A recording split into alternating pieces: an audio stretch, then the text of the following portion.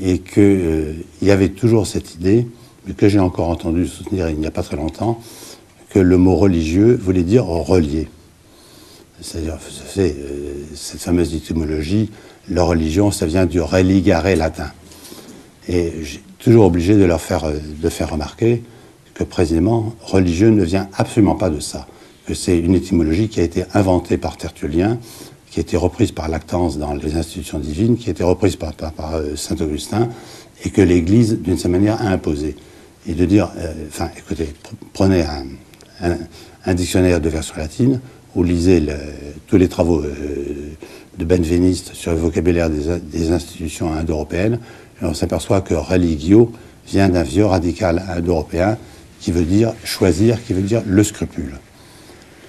Bon, et si vous regardez les textes de Cicéron, par exemple, aliquid habere religioni, c'est-à-dire qu'on aurait tendance, nous, à traduire par tenir quelque chose pour religieux, c'est en fait faire preuve de scrupule. Et où le religieux, de ce point de vue-là, c'est de dire il y a quelque chose qui me dépasse, quelque chose avec lequel, du coup, je m'explique, que je négocie en tant que tel, et où je me demande ce qui m'est demandé, d'une certaine manière, ce à quoi je suis appelé, et c'est essayer de voir de quoi il retourne. Je me rappelle les conversations avec Mandiargue, particulièrement, dans lesquelles il m'a dit « Ah bon, mais on ne me l'avait jamais dit. » On ne me l'avait jamais dit, je disais, sauf qu'il suffit de faire un tout petit peu de latin pour s'en rendre compte.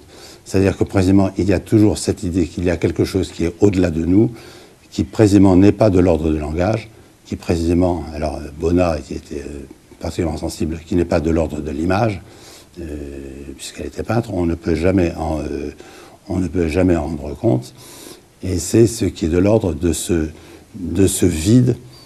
Enfin, lorsque je dis vide, il faut bien comprendre que le vide est plein, de cette manière. On n'est pas très loin du Tao des Chinois, enfin, autant que je les connaisse tout au moins. Il y a cette idée, c'est que précisément, on dépasse la figure positive de Dieu. Je rappelle la fameuse parole de Saint Grégoire de Nice, si tu peux dire qui est Dieu, alors tu es sûr d'une chose, c'est que ce n'est pas Dieu.